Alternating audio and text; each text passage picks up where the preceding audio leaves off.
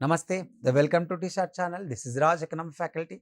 Okay, మనం ఇప్పుడు the human development index గురించి మనం చాలా వరకు డిస్కస్ చేసినాం. లాస్ట్ టైం హెచ్డిఐ అంటే ఏ కంట్రీ ముందుంది, ద టాప్ ర్యాంక్ ఏముంది, సో దాని తర్వాత ఇండియా ర్యాంక్ ఎంత 131 ఉంది. దాని తర్వాత నార్వే ద టాప్ ర్యాంక్లో ఉంది, నైగర్ లాస్ట్గా ఉంది. సో తర్వాత మానవాభివృద్ధి సూచిలో భాగంగా ఏ అంశాలు ఉంటాయి, ఆరోగ్యం, సో దాంతోపాటు దీర్ఘకాలిక జీవనం, సో తర్వాత తలసరి ఆదాయం, ఒక విద్య, ఇలాంటివి జనరల్గా డిస్కస్ చేసినాం. ఇప్పుడు సో మేజర్గా ఏంటంటే గ్రూప్ 1 మెయిన్స్లో కొన్ని సార్లు ద క్వశ్చన్ ఎలా అడగవచ్చు, కొన్నిసార్లు క్వశ్చన్ ఎలా అడగచ్చు అంటే హ్యూమన్ డెవలప్మెంట్ ఇండెక్స్ గురించి చెప్తూ, హ్యూమన్ డెవలప్మెంట్ ఇండెక్స్ గురించి రాస్తూ భారతదేశం మానవాభివృద్ధి సూచీలో వెనుకబడడానికి ప్రధానమైన కారణాలు ఏంటి, ఆ వెనుకబడడానికి కారణాలు కూడా చెప్పిన తర్వాత, ఒకవేళ వెనుకబడడానికి హ్యూమన్ డెవలప్మెంట్ ఇండెక్స్లో భారత్ వెనుకబడితే ఆ వెనుకబడిన తర్వాత నువ్వేమైనా సూచనలు ఇవ్వగలవా అని క్వశ్చన్ అడగవచ్చు. ఓకే, హ్యూమన్ డెవలప్మెంట్ ఇండెక్స్లో ఏమైనా సూచనలు ఇవ్వగలవా అనేటువంటిది కూడా సో జనరల్గా ఇవ్వచ్చు. కాబట్టి ఇక్కడ సో భారత్లో హ్యూమన్ డెవలప్మెంట్ ఇండెక్స్లో సో పెరగడానికి సూచనలు జనరల్గా ఏముంటాయి, ఎలా మనం అడ్వైజెస్ ఇవ్వడానికి ఆస్కారం ఉంటుంది అనేటువంటిది ఇక్కడ డిస్కస్ చేద్దాం. ఓకే, సో చూడండి, సో భారతదేశం సో ఈ ప్రస్తుతం 2020 హ్యూమన్ డెవలప్మెంట్ రిపోర్ట్ బేస్ చేసుకుంటే సో ఇండియా 131 ర్యాంక్లో ఉంది. అంతకంటే ముందు 130లో ఉండి ఇంకా తగ్గిపోవడం జరిగింది. సో భారత్ కంటే పక్కనున్న దేశాలు శ్రీలంక లాంటి దేశాలు 72 rank, China 85 rank, the Bhutan 129 rank, ఇలా మనకంటే చిన్న దేశాలు, భారతదేశం పక్కన ఉన్న నైబర్హుడ్ కంట్రీస్ కూడా హ్యూమన్ డెవలప్మెంట్ ఇండెక్స్లో టాప్ ఉంది. కానీ భారతదేశం లాంటి దేశం మాత్రం హ్యూమన్ డెవలప్మెంట్ ఇండెక్స్లో లిస్ట్లో ఉండడం జరిగింది, వెనుకబడడం జరిగింది. అందుకు గల కారణాల గురించి సో మనం డిస్కస్ చేసినాం. ఎందుకు హ్యూమన్ డెవలప్మెంట్ ఇండెక్స్లో వెనుకబడ్డది, ఆ కారణాలు కూడా ద పాస్ట్ వీడియోలో డిస్కస్ చేయడం జరిగింది. ఇప్పుడు మనం భారతదేశంలో హ్యూమన్ డెవలప్మెంట్ ఇండెక్స్ పెరగడానికి సూచనలు ఏమైనా ఇవ్వగలవా అంటే సో చాలామంది స్టూడెంట్స్ కూడా డౌట్ వస్తుంటుంది, ఏం సూచనలు ఇస్తాం హ్యూమన్ డెవలప్మెంట్ ఇండెక్స్ పెరగడానికి అంటే ఈ ఇండికేషన్స్ అనేటువంటిది కొన్నిసార్లు ఎగ్జామ్లో అడుగుతారు. ఆ ఇండికేషన్స్ అనేటువంటిది డిస్క్రిప్టివ్ ఎగ్జామ్లో బాగా ఇంపార్టెన్స్గా ఉంటుంది. సో దాంట్లో ఒకటి హ్యూమన్ డెవలప్మెంట్ ఇండెక్స్ పెరగడానికి సో మనకి ఎలాంటి సూచనలు ఇవ్వడం జరుగుతుంది అంటే ద వన్, ఒక దేశ భూభాగంలో వనరుల వినియోగం అనేది ఇంపార్టెంట్.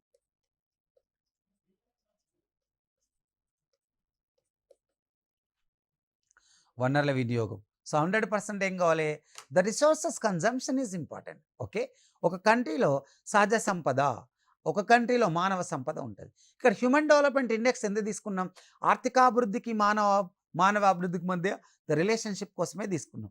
ఒక ఆర్థికాభివృద్ధి కులమానాలలో ఒకటే మానవాభివృద్ధి. కాబట్టి ఇక్కడ ఈ మానవాభివృద్ధి అనేటువంటి ఒక కంటెంట్ని మనం బేస్ చేసుకునేటప్పుడు సో ఒక దేశంలో మానవాభివృద్ధి పెరగాలి అంటే అది ఆర్థికాభివృద్ధికి సంబంధంగా ఉంటుంది. ఆర్థికాభివృద్ధి అంటే ఆర్థిక సామాజిక లక్ష్యాలు సాధించాలి. కానీ ఇక్కడ భారతదేశంలో వనరుల వినియోగం అనేటువంటి ఒక పదాన్ని వాడుతున్నాం.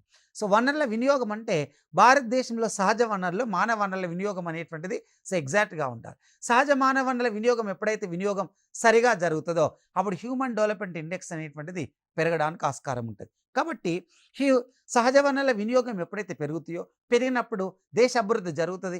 అభివృద్ధి ఫలాలు అనేటువంటిది దేశంలో ఉన్న మానవ సంపదకు, మానవ వనరులకు తరలించాలి. దేశంలో ఉన్న వనరుల వినియోగం జరుగుతుందో అప్పుడు వస్తు ఉత్పత్తి జరుగుతుంది. వస్తు ఉత్పత్తి ఎప్పుడైతే జరుగుతుందో, ఉత్పత్తి జరిగిన తర్వాత అప్పుడు ఆ కంట్రీ యొక్క అభివృద్ధి ఫలాలు ప్రజలందరికీ డిస్ట్రిబ్యూషన్ చేసినప్పుడు అప్పుడు కంట్రీ హ్యూమన్ డెవలప్మెంట్ ఇండెక్స్లో ముందుండొచ్చు. రైట్, అండ్ అగైన్ సో దాని తర్వాత సో రెండో కంటెంట్ ఏంటంటే విద్య, వైద్యం, ఆరోగ్యం. ఒక విద్య, వైద్యం, ఆరోగ్యం, ఇవి చాలా చాలా ఇంపార్టెంట్. ఓకే, ఇక్కడ హ్యూమన్ డెవలప్మెంట్ ఇండెక్స్లో 3 అంశాలకు ప్రియారిటీ ఇస్తాం. 3 అంశాలు. ఆ 3 అంశాలలో 1 దీర్ఘకాల జీవనం అంటే ఆయుర్దాయం. రెండో దానికి ప్రియారిటీ ఇచ్చినాం. రెండోది ఏంటిది మనకు జనరల్గా అక్షరాస్యత లేదా విజ్ఞానం. మూడోది తలసరి ఆదాయం ఉంది. చూడండి, ఏ దేశ ఆయుర్దాయం పెరగాలన్నా, ఒక దేశంలో ఆయుర్దాయం పెరగాలన్నా ఆయుర్దాయంలో విద్యా, వైద్య, ఆరోగ్య రంగాల పాత్ర అనేటువంటిది ఇంపార్టెంట్. విద్య, సో వైద్య ఆరోగ్య రంగాల యొక్క పాత్ర అనేటువంటిది ఇంపార్టెంట్. ఈ విద్యా, వైద్య, ఆరోగ్య రంగాల యొక్క పాత్ర అనేటువంటిది ఇంపార్టెంట్ కాబట్టి విద్యా, వైద్య, ఆరోగ్య రంగాలు ప్రజలకు ఫ్రీగా అందించాలి. విద్యా, వైద్య, ఆరోగ్య రంగాలు అన్ని రాష్ట్రాలు, అన్ని రాష్ట్ర ప్రభుత్వాలు అందించాలి. విద్యా, వైద్య, ఆరోగ్య రంగాలు అన్ని రాష్ట్రాలు, అన్ని రాష్ట్ర ప్రభుత్వాలు జనరల్గా ఆలోచించాలి. ఈ అన్ని రాష్ట్ర ప్రభుత్వాలు విద్యా, వైద్య, ఆరోగ్య రంగాలలో ఎప్పుడైతే ఉండడం జరుగుతుందో అప్పుడు ఆ దేశంలో ఆయుర్దాయం అనేటువంటిది పెరగడానికి ఆస్కారం ఉంటుంది. కాబట్టి free hospitalisation, free education and nutritional food రూపంలో ఆరోగ్య సంరక్షణ అనేటువంటిది ప్రభుత్వం చేపట్టాలి. అప్పుడే ఒక అభివృద్ధి అనేటువంటిది జరగడానికి ఆస్కారం ఉంటుంది. Right. Okay. And again so దాని తర్వాత నెక్స్ట్ హ్యూమన్ డెవలప్మెంట్ ఇండెక్స్లో భారతదేశాన్ని పీడిస్తున్న సమస్యలు పేదరికం. అత్యంత ప్రధానమైనటువంటి బాధ పేదరికం. ఓకే. ఇక్కడ భారతదేశాన్ని పీడిస్తున్న ప్రధానమైన సమస్య పేదరికం కాబట్టి ఇక్కడ మన కంట్రీని మనం కన్సిడర్ చేసినప్పుడు భారతదేశం తీసుకుంటే 1950 నుంచి 2020 సంవత్సరాల వరకు మన ఇండియాలో ఇంకా 21, 22 వరకు పేదరికం అనేటువంటిది ఒక సాంఘిక ఆర్థిక సమస్యగా ఉంది. The poverty is the very dangerous phenomenon. Okay. And the poverty the social and economic and the ఫినోమినన్గా చెప్తుంటాం. ఇది ఒక ఆర్థిక సాంఘిక సమస్యగా భారతదేశంలో ఉంది. మరి ఇక్కడ పేదరికం అనేటువంటి ఒక పదాన్ని వాడినాం కాబట్టి ఈ పేదరికాన్ని తగ్గించడానికి సో ప్రభుత్వం చాలా రకాల చర్యలు చేపడుతుంది. అయితే ఇక్కడ మన ఇండియాలో ద బిలో పావర్టీ లైన్లో ఉన్న ప్రజలే సురేష్ టెండూల్కర్ కమిటీ సూచన మేరకు బేస్ చేసుకుంటే 36 కోట్ల మంది భారతదేశంలో పేదలు ఉన్నారు. 36 కోట్ల మంది పేదలు భారతదేశంలో ఉంటే పేదరికంలో ఉన్న వాళ్ళు అంటే కనీస వ్యయాలు చేయట్లే. అంటే ఆ దేశంలో పేదరికంలో ఉండేటువంటి ఒక ప్రజలు లేదా భారతదేశంలో పేదరిక జనాభా ఎక్కువ ఉందంటే దేశంలో కనీస వ్యయాలు అనేటువంటిది చేయట్లేదు. అప్పుడు కనీస వ్యయాలు అనేటువంటిది చేయట్లేదు కాబట్టి ఒక దేశంలో పెరిగిన జనాభాకు ఒక దేశం కనీస సౌకర్యాలు అందించే కార్యక్రమాలతో పాటు దీర్ఘకాలికంగా పేదరికాన్ని తగ్గించడానికి చాలా రకాలైనటువంటి దీర్ఘకాలిక కార్యకలాపాలు చేపట్టాలి. అప్పుడే భారతదేశంలో పేదరికం అనేటువంటిది తగ్గుతుంది. అంటే కింది స్థాయి ఏ ప్రోగ్రామ్ అయినా ప్రభుత్వం తీసుకొచ్చిన ఏ పథకమైనా కింది స్థాయి వర్గ ప్రజలకు అందే విధంగా ఉండాలి. ఏ పథకమైనా దేశంలో కింది స్థాయి వర్గ ప్రజలకు అందే విధంగా ఉండాలి. కాబట్టి అప్పుడు కింది స్థాయి ప్రజలకు ఎప్పుడైతే అందడం జరుగుతుందో అప్పుడు ఆటోమేటిక్గా పేదరికాన్ని తగ్గించవచ్చు. అప్పుడు పేదరికం తగ్గినప్పుడు కనీస వ్యయాలు పెరుగుతాయి. కనీస వ్యయాలు పెరిగినప్పుడు ఆటోమేటిక్గా విద్యా, వైద్య, ఆరోగ్య రంగాలు కూడా అంటే విద్యా, వైద్య, ఆరోగ్య రంగాలు కూడా మెరుగవడం జరుగుతుంది. అప్పుడు ఆటోమేటిక్గా పేదరికం అనేటువంటిది తగ్గడానికి ఆస్కారం ఉంటుంది. కాబట్టి ఇక్కడ పేదరికం పథకాలు కింది స్థాయిలోకి ఉండాలి. దీర్ఘకాలిక పథకాలు ఏర్పాటు చేయాలి. ఓకే. అప్పుడే ఒక పేదరికం అనేటువంటిది తగ్గడానికి ఆస్కారం ఉంటుంది. అండ్ అగైన్ నెక్స్ట్ పౌష్టికాహారం అందిస్తూ ఆహార భద్రత. దేశంలో మేజర్గా ఆహార భద్రత అనేటువంటిది ఇంపార్టెంట్. హ్యూమన్ డెవలప్మెంట్ ఇండెక్స్లో మేజర్గా the nutritional food is important. Nutritional food ఒక హెల్త్ అనేటువంటిది, ఆరోగ్యం అనేటువంటిది బాగా ఉండాలి అంటే అప్పుడు ఆహార భద్రత అనేటువంటిది ఇవ్వాలి. Okay. The food security is important. కాబట్టి ఎప్పుడైతే కంట్రీలో ఫుడ్ సెక్యూరిటీ, న్యూట్రిషనల్ ఫుడ్ ఇస్తామో అప్పుడు ఒక పర్సన్ హ్యూమన్ డెవలప్మెంట్లో భాగంగా హెల్తీ పర్సన్గా ఉన్నప్పుడు హ్యూమన్ డెవలప్మెంట్లో మనం ఇండెక్స్లో టాప్లో ఉండొచ్చు. రైట్. అండ్ అగైన్ సో దేశంలో సమ్మిళిత వృద్ధి అనేటువంటిది చాలా చాలా ఇంపార్టెంట్. సమ్మిళిత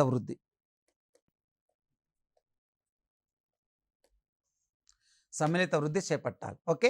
ఇక్కడ చూడండి, సమ్మిళిత వృద్ధి అంటే దేశంలో కింది స్థాయి వర్గ ప్రజల నుండి పై స్థాయి వర్గ ప్రజలకు SC, ST, BC, OC, minority, వ్యవసాయ, పారిశ్రామిక, సేవా రంగాలు అన్ని రంగాలను దేశంలో ఉన్న అన్ని భాగస్వామ్యాలను కలుపుకొని దేశ పురోగతి దిశలోకి వెళ్ళాలి. అప్పుడే హ్యూమన్ డెవలప్మెంట్ ఇండెక్స్ అనేటువంటిది పెరగవచ్చు. ఇవన్నీ హ్యూమన్ డెవలప్మెంట్ ఇండెక్స్ పెరగడానికి ప్రధానమైనటువంటి సూచన. ఇంకా ఈ సూచనల తర్వాత సో ఇంకా మనకేమైనా ఇక్కడ హ్యూమన్ డెవలప్మెంట్ ఇండెక్స్ నుంచి ఇంకేమైనా క్వశ్చన్స్ రావచ్చా అనేటువంటిది నేను మీకు చెప్తా. ఓకే. ఇంకేమైనా క్వశ్చన్స్ రావచ్చా అంటే మానవాభివృద్ధి ఆవశ్యకత ఏంటిది అసలు అంటే ఇక్కడ ఇంకొక క్వశ్చన్ కూడా అడగవచ్చు.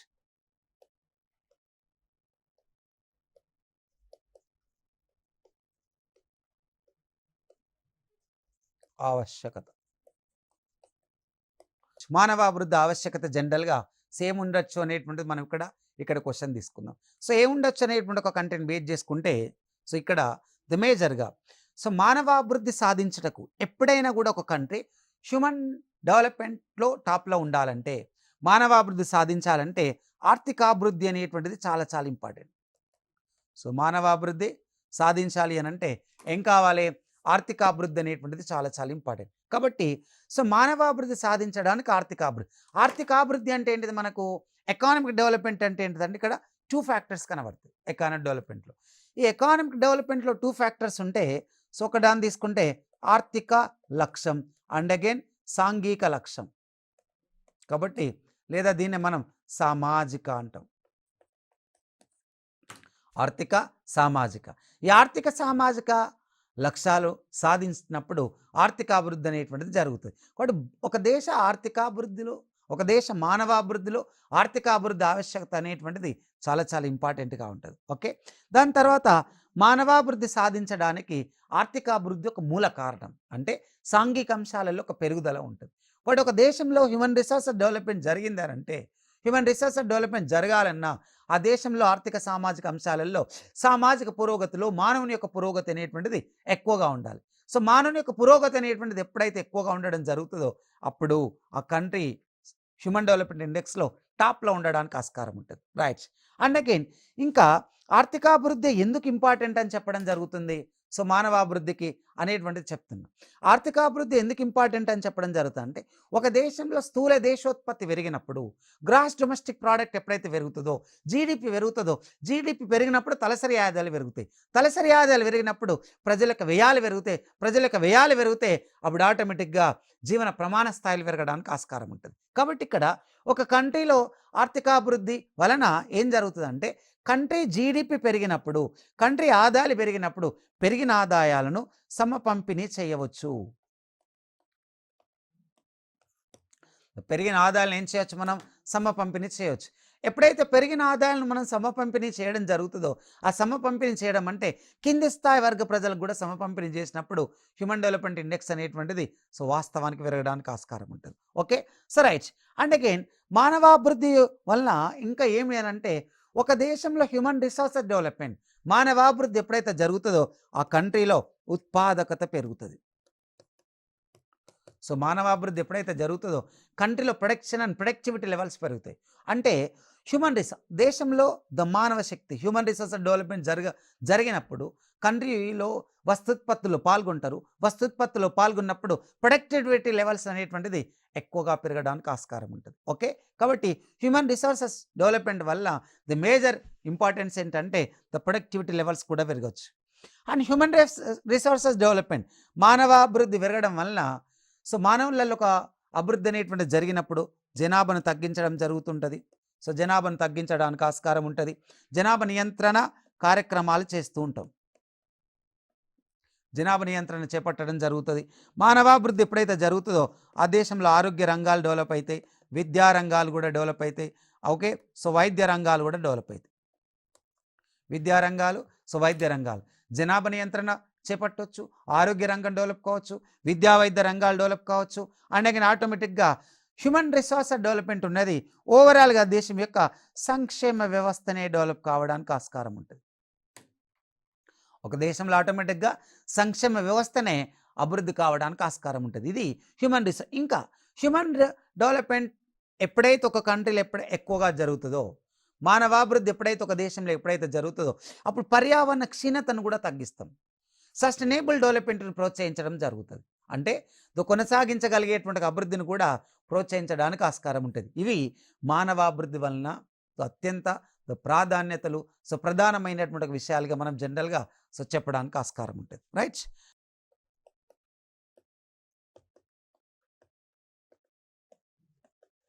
ఆర్థికాభివృద్ధి సో మానవాభివృద్ధికి సంబంధం ఉందా లేదా అనేటువంటి ఒక కంటెంట్ బేస్ చేసుకునేటప్పుడు economic development and again human development, ఇక్కడ ఆర్థికాభివృద్ధికి మానవాభివృద్ధికి 100% సంబంధం ఉంటుంది. అయితే కొన్నిసార్లు మనం బేస్ చేసుకుందాం, ఆర్థికాభివృద్ధిలో ముందున్న దేశాలు మానవాభివృద్ధిలో లేకపోవచ్చు, మానవాభివృద్ధిలో ముందున్న దేశాలు ఆర్థికాభివృద్ధిలో లేకపోవచ్చు.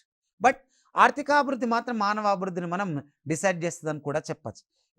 ఇక్కడ ఎలా అంటే ఆర్థికాభివృద్ధికి మానవాభివృద్ధికి మధ్య సంబంధాన్ని మనం ఇక్కడ డిస్కస్ చేసేటప్పుడు, ఆర్థికాభివృద్ధికి మానవాభివృద్ధికి మధ్య సంబంధాన్ని తీసేటప్పుడు ప్రపంచంలో ఒక నార్వే అనేటువంటి ఒక దేశం, నార్వే యొక్క దేశ ఆర్థిక వ్యవస్థ భారతదేశానికంటే చాలా తక్కువ. కానీ ఈరోజు హ్యూమన్ డెవలప్మెంట్ ఇండెక్స్లో Norway is the top of the country. ప్రపంచంలోనే 6th లార్జెస్ట్ ఎకనామిక్ కలిగినటువంటి దేశం భారత్. ఓకే, ప్రపంచంలోనే 6వ అతిపెద్ద ఆర్థిక వ్యవస్థ కలిగిన దేశం ఏమంటున్నాం మనం? సో భారతదేశం అని పిలుస్తున్నాం. అయితే ఇక్కడ భారతదేశం 6వ అతిపెద్ద ఆర్థిక వ్యవస్థ కలిగిన దేశం అయినప్పటికీ మన ఇండియా హ్యూమన్ డెవలప్మెంట్ ఇండెక్స్లో 131 ర్యాంక్ ఉంది, 131వ స్థానంలో ఉంది. అంటే అయితే ఇక్కడ ఆర్థికాభివృద్ధి మానవాభివృద్ధికి సంబంధం ఉన్నప్పటికీ, అలానే బాగా అభివృద్ధి చెందిన దేశాలు మానవాభివృద్ధిలో ముందు లేవు. మానవాభివృద్ధిలో ముందున్న దేశాలన్నీ కూడా బాగా అభివృద్ధిలో కూడా లేవు. కాబట్టి కొన్నిసార్లు కొన్ని దేశాలు మాత్రం ఆర్థికాభివృద్ధిలో ఉన్న దేశాలు మానవాభివృద్ధిలో ఉన్నాయి, కొన్ని మానవాభివృద్ధిలో లేని దేశాలు ఆర్థికాభివృద్ధిలో లేవు. ఓకే, ఇప్పుడు ఐర్లాండ్ అయినా, అండ్ అగైన్ దాని తర్వాత నార్వే అయినా, అండ్ స్వీడన్ అయినా, స్విట్జర్లాండ్ అయినా, ఈ కంట్రీస్ యొక్క ఎకానమీని మనం కంపేర్ చేసినప్పుడు సో ఓవరాల్గా అంటే Switzerland is the very developed country. అవి కాకుండా మిగిలిన దేశాలు మనం కన్సిడర్ చేసినప్పుడు సో భారతదేశానికైనా, అమెరికా లాంటి జీడిపికైనా, చైనా లాంటి జీడిపికైనా, జపాన్ లాంటి జీడిపికైనా వెనుకబడింది.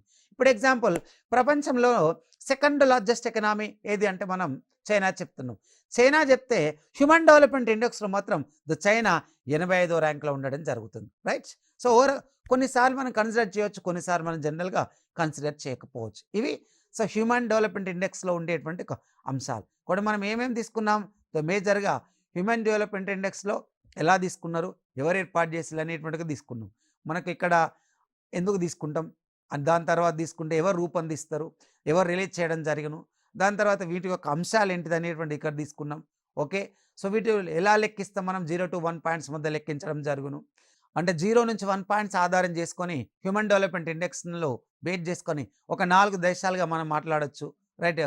0.800 కంటే ఎక్కువ ఉంటే high the human development countries, 0.700 to 0.799 ఉంటే అధిక మానవాభివృద్ధి, 0.699 to 0.500 ఉంటే మధ్యస్థాయి, 0.500 కంటే తక్కువగా ఉంటే అత్యల్ప దేశాలు అనేటువంటిది కాస్త చెప్పడానికి ఆస్కారం ఉంటుంది. ఇంకొకటి హెచ్డిఆర్ రిపోర్ట్ తీసుకుంటే ఒక నార్వే అనేటువంటి టాప్లో ఉందాం. దీని తర్వాత ఈ వీడియోలో ఇంకొక దాన్ని కూడా డిస్కస్ చేద్దాం, green GDP. Okay, this is the very important. ఇది ప్రిలిమినరీ బేస్ చేసుకొని ద కంటెంట్ మనకు ఆన్సర్ అడగవచ్చు, ప్రిలిమినరీ బేస్ చేసుకొని కంటెంట్ అడగవచ్చు.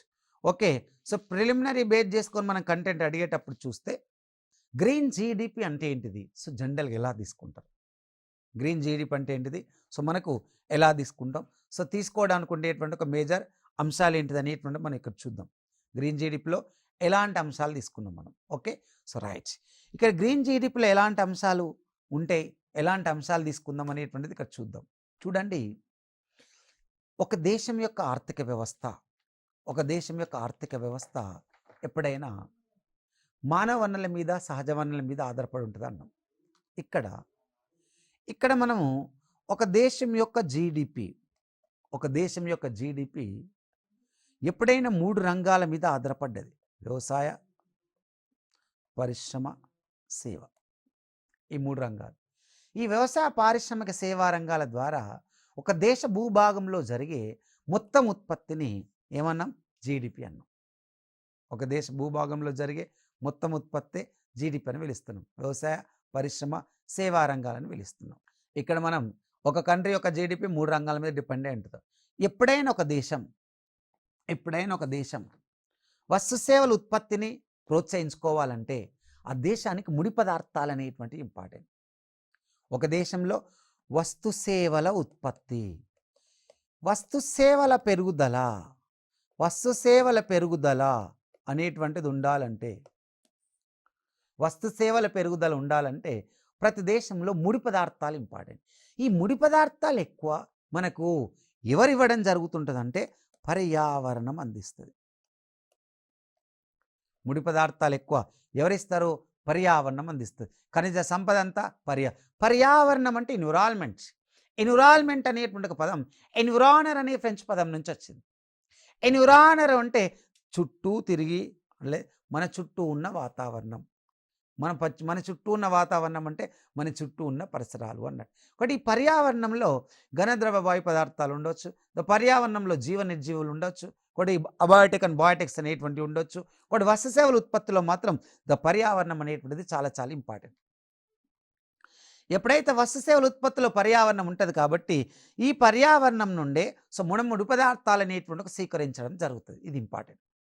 పర్యావరణం నుండి ముడి పదార్థాలు అనేటువంటివి స్వీకరించడం అంటే ఎగ్జాంపుల్ అటవీ సంపద కావచ్చు, లేకపోతే ఖనిజ సంపద కావచ్చు.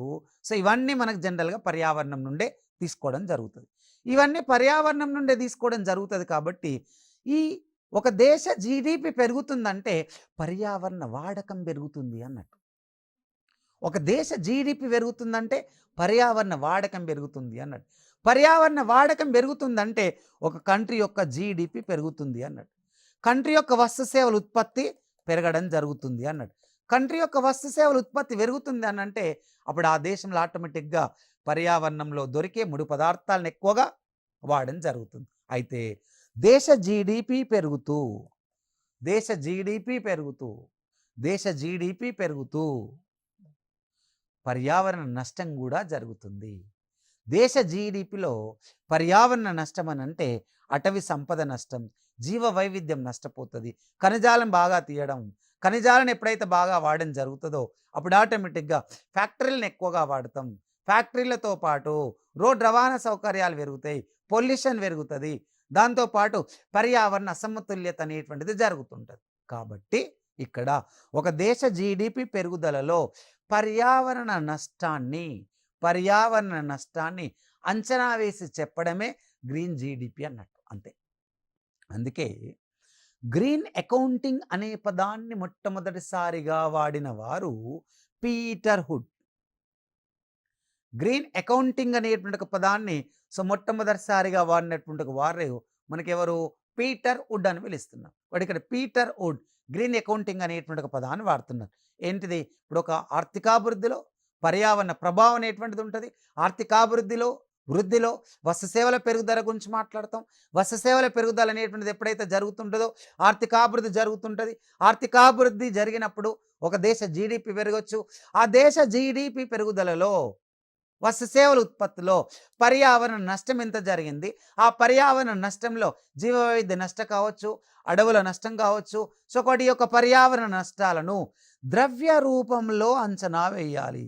ఆ ద్రవ్య రూపంలో అంచనా వేసి చెప్పడాన్నే గ్రీన్ అకౌంటింగ్ అని పిలుస్తాం. దీన్ని మనం ఏమంటున్నాం?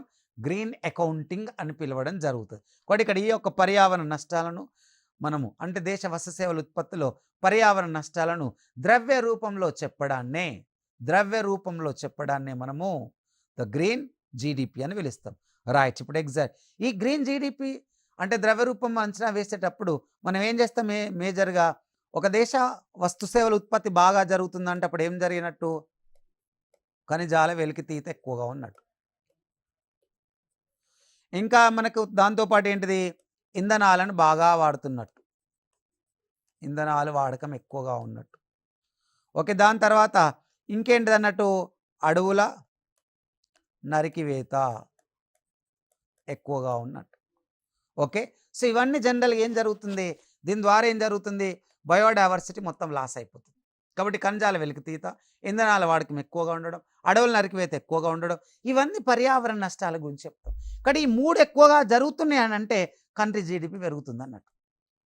రైట్. ఎందుకంటే ఇప్పుడు ఎగ్జాక్ట్లీ మ్యానుఫ్యాక్చరింగ్ ఉంది. సో మ్యానుఫ్యాక్చరింగ్ డెవలప్ చేయాలంటే ఏదో ఒక వస్తువు తయారు చేయాలి. ఏదో ఒక వస్తువు తయారు చేయాలంటే ముడి పదార్థం కావాలి. ముడి పదార్థాలను కావాలంటే ఖనిజ సంపద కావాలి, అంటే ఖనిజాల వెలికితీత. ఇంకా దాని తర్వాత రోడ్ రవాణా వ్యవస్థలు కావాలి. ఇంకా ఎలక్ట్రిసిటీ కావాలంటే ఇంధనాల వాడకం కావాలి. ఇంకా అడవుల నరికివేత కూడా కావాలి. ఈ పర్యావరణ నష్టాలు ఎప్పుడైతే కావడం జరుగుతుంటుందో, ఈ పర్యావరణ నష్టం జరుగుతుందంటే జీడిపి పెరుగుతుంది. ఈ పర్యావరణ నష్టంలో భాగంగా దేశ జీడిపి పెరుగుతుంది. కాబట్టి దేశ జీడిపి పెరిగినప్పుడు పర్యావరణ నష్టం ఎంత జరుగుతుంది అనేటువంటి ఉద్దేశంతో దేశ జీడిపిలో పర్యావరణ నష్ట వ్యయాలను చెప్పడాన్ని మనం గ్రీన్ అకౌంటింగ్ లేదా గ్రీన్ జీడిపి అని పిలుస్తాం. This is the very very important. Okay. Right. ఇప్పుడు మనకు ద గ్రీన్ జీడిపి గురించి మనం ఇక్కడ క్లియర్గా డిస్కస్ చేయడం జరిగింది. రైట్. అండ్ అగైన్ దాని తర్వాత తీసుకుంటే ద గ్రీన్ జీడిపిలో ఇంకా కొన్ని మనం అంటే భారతదేశం లాంటి దేశంలో లేదా పర్యావరణ వ్యయాలను జనరల్గా ఎవరు అంచనా వేయడం జరుగుతుంటుంది అనేటువంటిది కూడా ఒక రకంగా కొంచెం ఇంపార్టెంట్. ఎవరు మనకు జనరల్గా అంచనా వేయడం జరుగుతుంటుంది అనేటువంటిగా దాన్ని తీసుకుంటే పర్యావరణ దాన్ని తీసుకుంటే ఇండియాలో గ్రీన్ జీడిపి అనేటువంటిది ఇండియాలో గ్రీన్ జీడిపి ఇండియాలో గ్రీన్ జీడిపి అనేటువంటిది ఒకసారి expert group green national account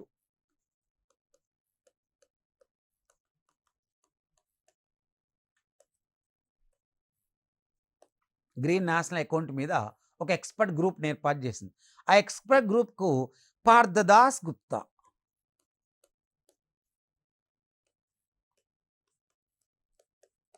Parthadas Gupta so మొట్టమొదటిసారిగా దీనికి అధ్యక్షత వహించేటప్పుడు ఈ ఎక్స్పర్ట్ గ్రూప్ ఏం చేయడం జరిగిందంటే పక్క ఒక దేశంలో గ్రీన్ అకౌంటింగ్ అనేటువంటిది ఉండాలి, అంటే భారతదేశం లాంటి దేశంలో కూడా గ్రీన్ అకౌంటింగ్ అనేటువంటిది ఉండాలని చెప్పింది. అయితే మన ఇండియాలో బేస్ చేసుకుంటే, భారతదేశంలో బేస్ చేసుకుంటే ఎన్విరాన్మెంటల్ ఆడిట్ని ఎవరు చేస్తారు అనేటువంటిది ఇంపార్టెంట్. ఎన్విరాన్మెంట్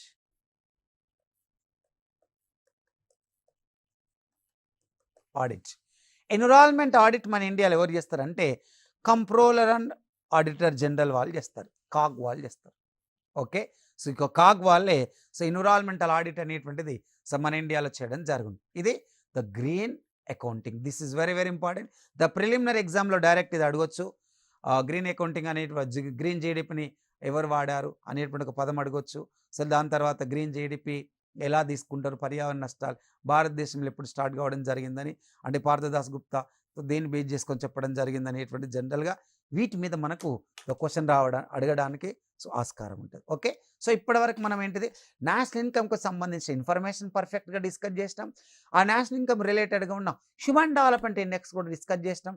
దాంతోపాటు జీడిపి అనేటువంటి డిస్కస్ చేసినాం. కాబట్టి దాంతోపాటు గ్రీన్ జీడిపి కూడా ఎలాంటి రిలేషన్షిప్ ఉంటుంది అనేటువంటిది అంశాలను డిస్కస్ చేయడం జరిగింది. ఇదంతా సో నేషనల్ ఇన్కమ్కి సంబంధించినటువంటి ఒక మీకు మంచి ఇన్ఫర్మేషన్ ఇచ్చిన ప్రిలిమినరీ అండ్ మెయిన్స్ కంటెంట్లో నేను ఇన్ఫర్మేషన్ ఇవ్వడం జరిగింది. Okay guys, thank you and నమస్తే.